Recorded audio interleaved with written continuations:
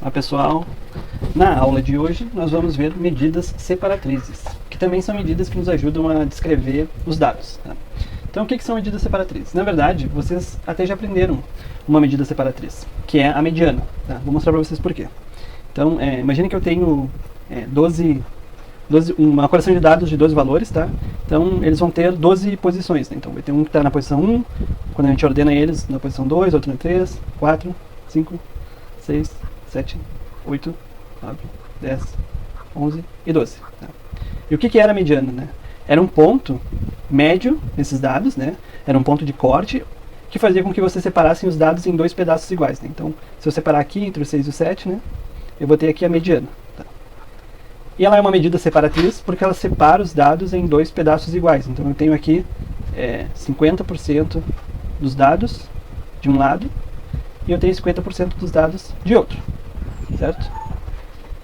Então, mas imagine agora que em vez de cortar em dois pedaços iguais, eu quisesse cortar em 4 pedaços iguais. Tá? Então, para dividir aqui o bolo em 4 pedaços, eu preciso fazer 3 cortes agora. Então, um já está feito. Para fazer o outro pedaço, eu vou ter que pegar no meio da primeira metade, que é aqui. Tá? Então, aqui eu cortei mais um pedaço e aqui eu vou cortar outro. Notem que agora eu cortei os meus dados, né, minha coleção de dados, em 4 pedaços iguais. Tá? Então, aqui eu tenho 25% dos dados, aqui eu tenho mais 25%, aqui mais 25% e 25%. Tá? Esses novos pontos de cortes aqui que eu criei têm outros nomes. Então esse aqui é o que a gente chama de primeiro quartil, né, ou quartil 1. Esse aqui é o que a gente chama de segundo quartil, que é o quartil 2. Nota que o quartil 2 é igual à mediana. E esse aqui é o terceiro quartil. A propriedade dos quartis é justamente essa, né, pessoal? Então, pelo menos 25% dos dados é menor ou igual ao quartil 1 e pelo menos 75% dos dados é maior ou igual ao quartil 1. Tá? Quanto ao quartil 2, que é a mediana, vocês já conhecem. Pelo menos 50% dos dados é menor que o quartil 2 e pelo menos 50% é maior que o quartil 2, que é a mediana. Já para o quartil 3, vocês já devem estar entendendo, né? Pelo menos 75% dos dados é menor ou igual ao quartil 3 e pelo menos 25% dos dados é maior ou igual ao quartil 3. Então, vamos resolver um exemplo, tá, pessoal? Digamos que a nossa variável de interesse agora seja o número de salários mínimos por domicílio em um determinado bairro, tá? Então, eu já coloquei aqui a nossa amostra na ordem, né? Com os devidos valores assumidos pela nossa variável aleatória. Então, o menor aqui ganha 1,9 salários mínimos, né, e aqui o de maior valor ganha 7,7 salários mínimos e meio, tá? Então, vamos encontrar os quartis, tá? Aqui desse nosso conjunto de dados. Então, começando pela mediana, né? Então, aqui a mediana fica entre a posição 6 e a posição 7, então é aqui o nosso ponto de corte mediano, certo? Então, o segundo quartil, que é esse aqui, é um valor entre 3.1 e 3.1. Ora, é o próprio 3.1, então, fechou. Agora a gente vem aqui na primeira metade e encontra a mediana da primeira metade, né? Que é aqui entre o 3 e o 4, quando a gente divide aqui. Então, um valor mediano entre o 2.5 e o 2.9, qual que é? Nosso primeiro quartil vai ficar 2.7. Né? 2.7 está exatamente entre o 2.5 e o 2.9. Por fim, para encontrar o terceiro quartil, nós vamos aqui no ponto médio da segunda metade. Né? Então, é aqui entre o 9 e o 10. Então, é um valor entre 4 e 4.5. Naturalmente é o 4.25. Né? Tá? Então, vocês vão notar que nós dividimos aqui em 4 pedaços iguais, né? E esses quartis têm as propriedades que eu falei antes sobre os quartis, vocês podem checar. Né? Uma outra quantidade que a gente calcula aqui desses valores é o intervalo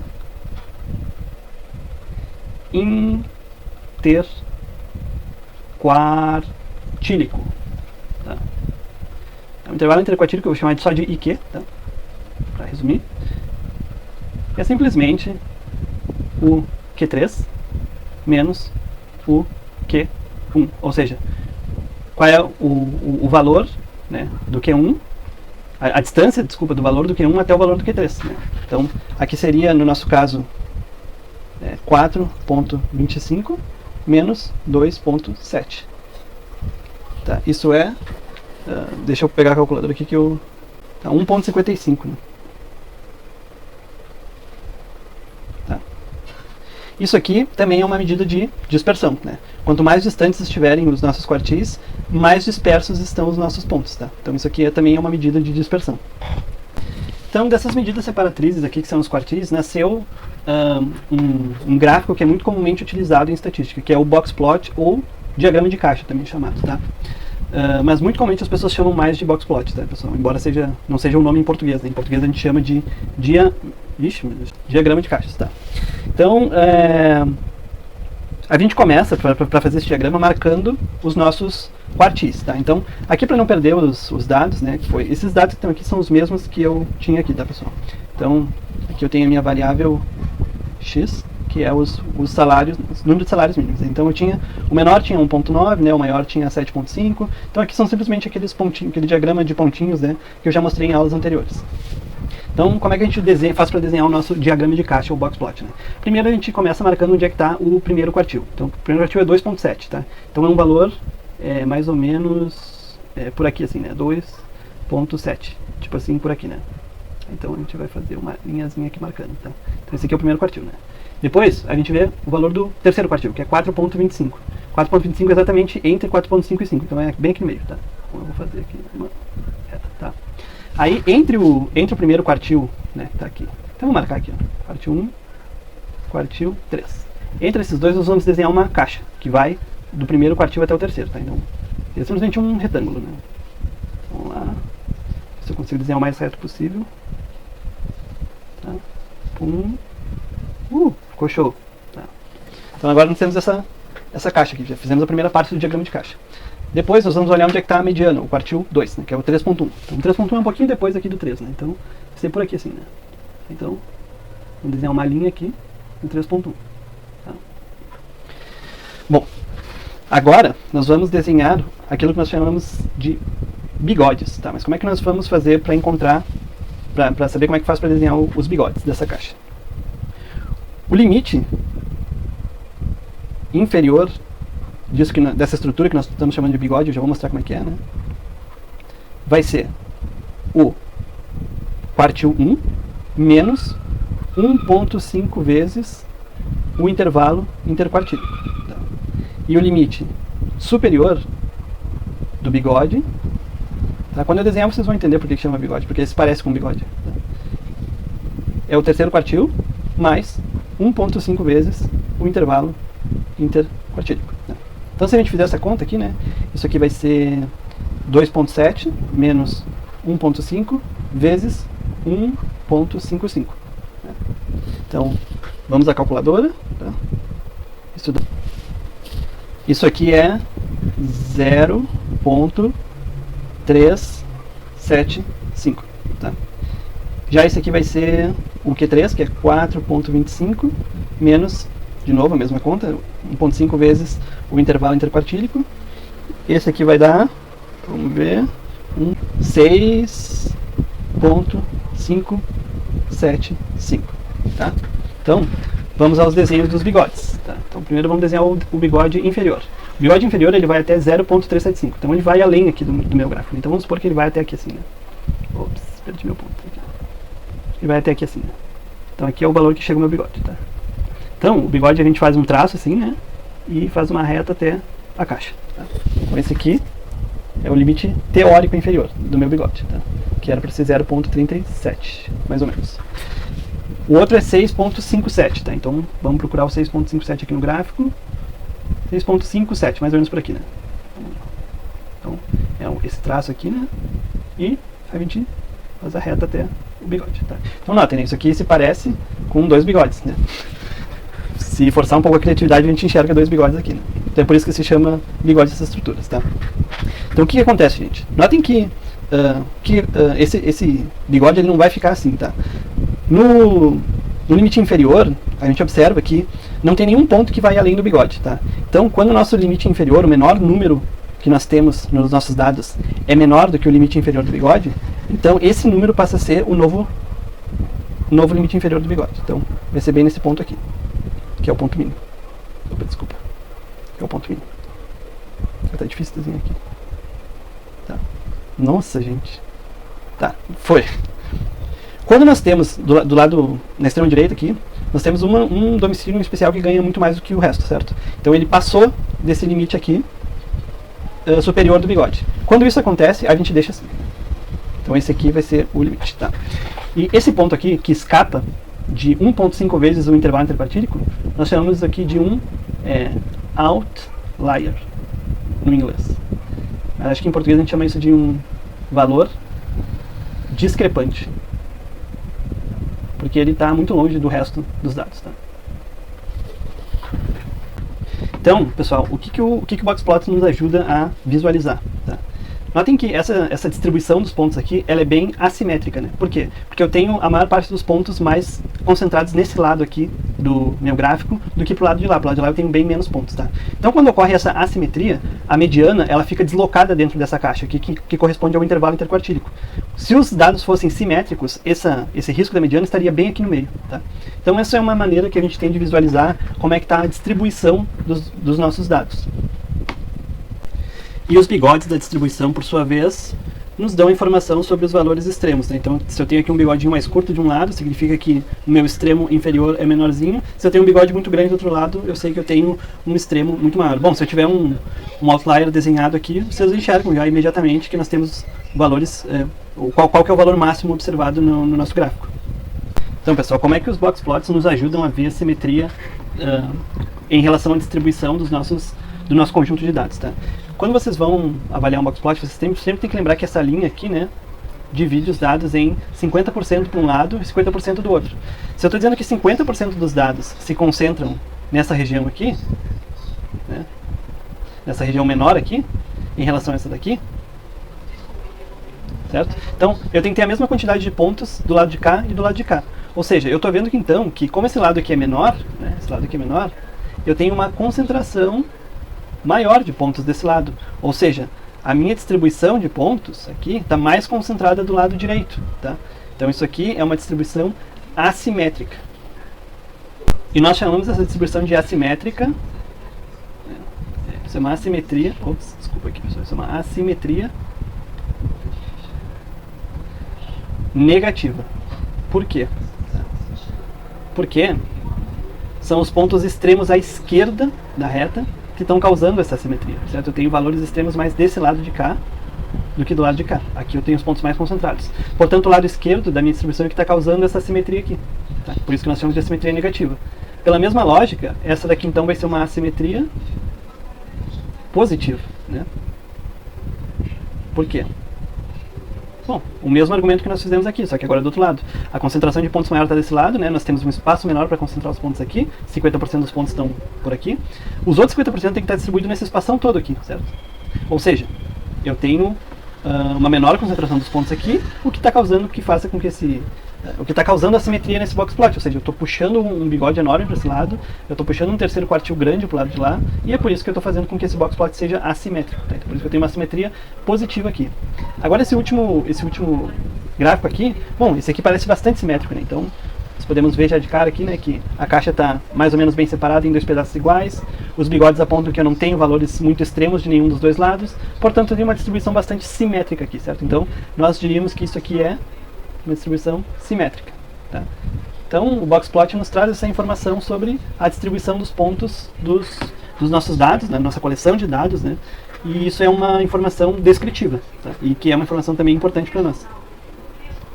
Então, como eu falei para vocês, pessoal, os boxplots são amplamente utilizados, tá, em pesquisa científica também. Então aqui nós temos um estudo que está comparando o tamanho de sépalas e pétalas de flores de uma determinada espécie e eles estão medindo o comprimento das pétalas e das sépalas aqui em milímetros, tá? Então o que a gente consegue ver de diferença entre a distribuição dos dados que eles amostraram, né, para as sépalas e para as pétalas, tá? Bom, a primeira coisa que a gente enxerga já de cara, né, é que existe uma dispersão maior para as pétalas, né? Ou seja, o tamanho da caixa, né, que quem lembra que é o intervalo interquartílico, né, é maior nas pétalas do que nas sépalas. E como eu falei antes, o intervalo interquartílico é uma medida de dispersão, né? Então a gente já vê já de cara que existe uma variabilidade maior, uma dispersão, uma heterogeneidade maior nas pétalas do que nas sépalas, certo? Outra questão que a gente enxerga já aqui olhando para esses gráficos é que a mediana, né, que é uma medida de tendência central, né, é menor nas pétalas do que nas sépalas, certo? Ou seja, as sépalas tendem a ser maiores do que as pétalas. Então essa é outra informação que nós estamos enxergando aqui nesses gráficos, né? E nós vemos também que nas sépalas a distribuição tem uma simetria maior do que nas pétalas, né? Você pode ver que aqui na nossa caixa, né, nós temos aqui, está razoavelmente bem dividido, né? Só que o bigode superior é um pouquinho maior, né, um pouco maior do que o inferior, mas não é algo que está muito exorbitante, ou seja, eu tenho alguns valores aqui, que são mais altos, né, mas a grande maioria está concentrada aqui na caixa. Então, essa é uma distribuição razoavelmente, assim, eu diria que bem simétrica, né? Diferente do que a gente está observando aqui para as pétalas, né? Nas pétalas, a distribuição é bem assimétrica, né? O terceiro quartil está lá embaixo, né, gente? Então, a maior parte dos pontos está concentrado nessa região aqui, e eu tenho uma distribuição bem mais esparsa aqui, bem mais dispersa, né? Então, essa aqui é uma distribuição que aqui, para as pétalas, a distribuição é assimétrica, né? Bom, assimétrica de qual tipo? Então, a gente vê aqui que é o lado negativo, né, que está puxando a distribuição para baixo, certo? Ou seja, eu estou causando uma assimetria para esse lado de cá. Portanto, essa assimetria ela é assimétrica negativa. Tá.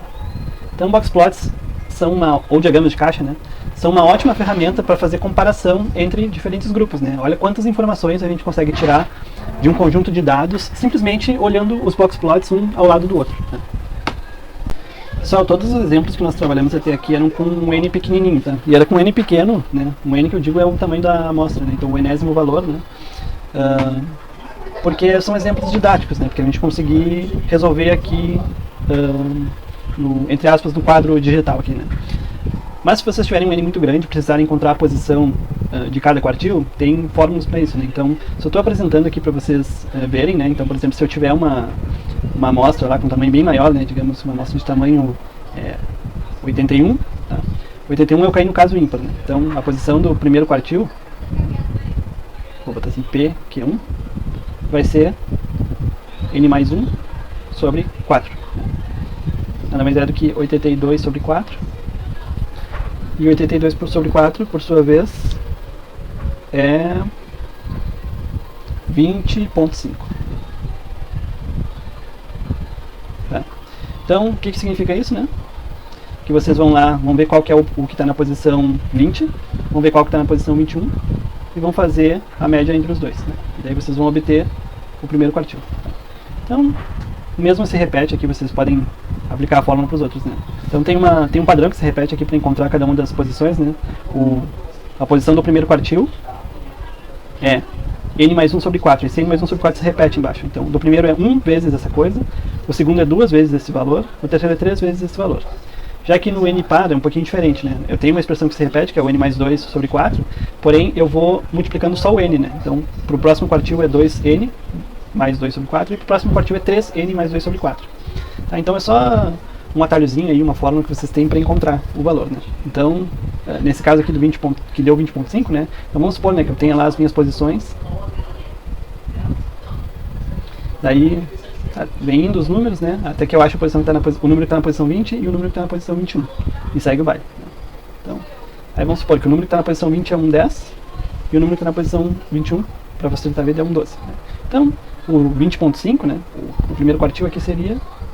Quartil 1 seria 11, né? Bem tranquilo. Tá, então é só para apresentar as fórmulas, né, para vocês saberem que elas existem, caso vocês tenham uma amostra muito grande, né, vocês não conseguirem listar os números, então é mais fácil ter os números organizados em ordem no computador, por exemplo, né? Tem funções até no Excel que fazem isso, e aí vocês calculam só a posição e vão direto lá na posição que precisa para calcular o quartil de interesse de vocês.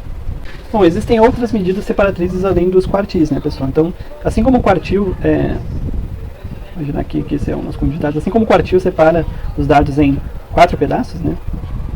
Eu tenho Q1, Q2 e Q3, separa em 4 pedaços, né? 2, 3, 4. Eu posso ter outras medidas, né? Por exemplo, eu posso ter os decis em vez de quartis. Tá? E como vocês já devem estar imaginando, isso separa os dados em 10 pedaços, né? Então, imagine, né, que eu tenho lá a minha reta, meu conjunto de dados, né, e eu vou separar em 10 pedaços iguais. Então, 1, 2, 3, 4, 5, 6, 7, 8, 9. Tá? Então, tem o pedaço 1, o 2, o 3, o 4, 5, 6, 7, 8, 9, 10. Tá? Então, separei em 10 pedaços. E como vocês devem estar imaginando, né, cada um desses pedaços tem 10% dos dados.